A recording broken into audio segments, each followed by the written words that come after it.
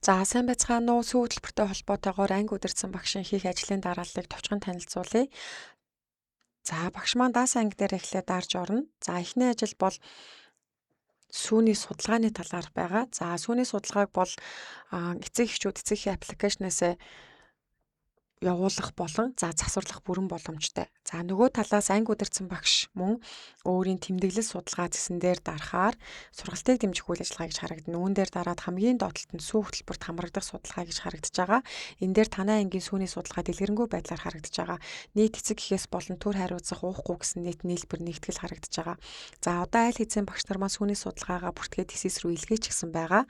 За илгээсэн сүүний судалгаагаа эсэсээс татаж харахыг хүсвэл эсэсээс харах төвчлөөрөө дарж харж болно.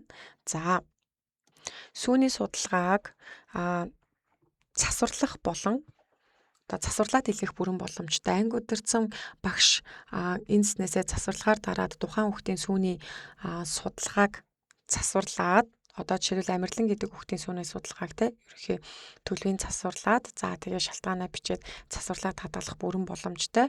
За эсвэл эцэг эхчүүд маань бас аппликейшнээс өөрийнхөө хүүхдийн сүүний судалгааг сар болгоны төгсгөлд засварлаад илгээх бүрэн боломжтой.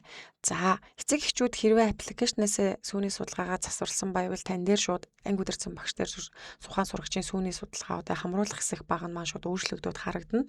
Тухайн сүүний судалгааг яг хизээ өөрчилсөн гэдэг огноо нь тухайн хүүхдийн нэрний ард энэ огноо харагдана. Жишээлбэл Эрдэнэбаяр эрхэм хоёрын сүүний судалгаа 2 дугаар сард уух төлөвтэй байсан бол 3 сараас эхлээд уухгүй гэсэн төлөв рүү шилжиж байгаа бол сүүний судалгаа автоматар өөрчлөгдөөд эцэг аппликейшнээс судалгаа өөрчилсөн бол тэгээд тухайн судалгаа өөрчлөгдсөн огноо ингэж харагдана. За сар болгоны төгсгөлд сүүний судалгааг өөрчлөх боломжтой.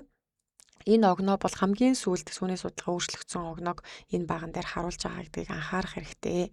За танай ангид хүүхэд хэрвээ шилжиж ирсэн тохиолдолд өдрийн эрдсэн дээр нь өдрийн эрдс баган зэсэн дээр сүүний эрдс дээр нь хүүхдийн нэр харагдахгүй байвал та заавал тухайн шилжиж ирсэн хүүхдийнхаа сүүний судалгааг бүртгээд эсэс рүү илгээж иж сүүний эрдс дээр тухайн шилжиж ирсэн хүүхдийн нэр харагдана гэдгийг анхаарах хэрэгтэй.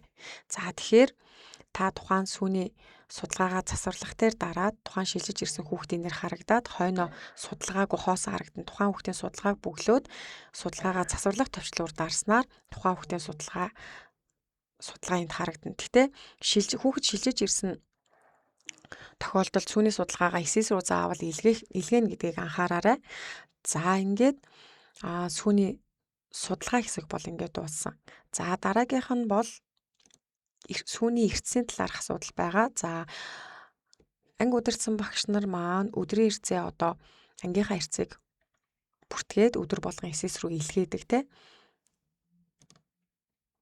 За тэгвэл өдрийн эрдсийг бүртгээд эсэс рүү илгээсэн тохиолдолд автоматар ирсэн төлөвтэй хүүхдүүдийн сүүний эрдсэн дээр уусан төлөв дээр харагдаж байгаа.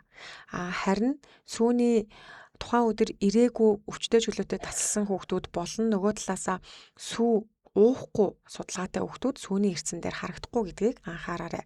За жишээлбэл өнөөдөр 3 сарын 6-ны өдрийн энэ багшийнхаа өдрийн эрдсийг бүртгээд сүүний эрдсэн дээр хэрхэн харагдаж байгаа байдлыг харъя.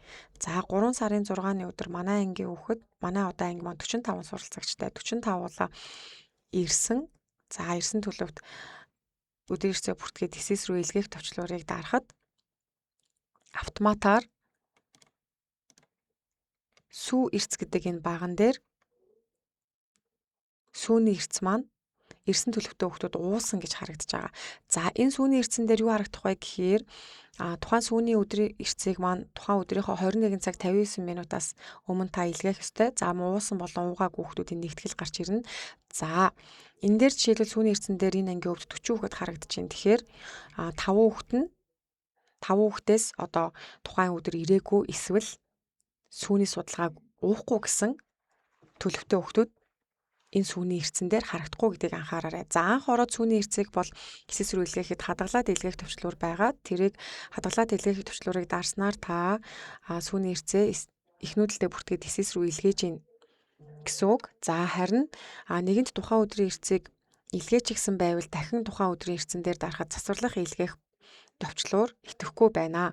За сүүний эрцгийг сар болгоны төгсгөлд нөхөж илгээх боломжийг боловсролын газраас ерөнхийдөө тавьж өгнө гэсэн. Тэгэхээр сүүний эрцгийг бол ерөнхийдөө нөхөж илгээж болно гэж англи удирсан багш нар бодох хэрэгтэй. Тэгэхээр нөгөө талаасаа ер нь бол сүүний эрцгийг айл болох одоо өдөр өдөрт нь өдөр эрцтэйгээ ижилхэнтэй бүртгээд эсэс рүү илгээж ивэл та нарт илүү амар шүү. За анхаарал хандуулсанд баярлалаа.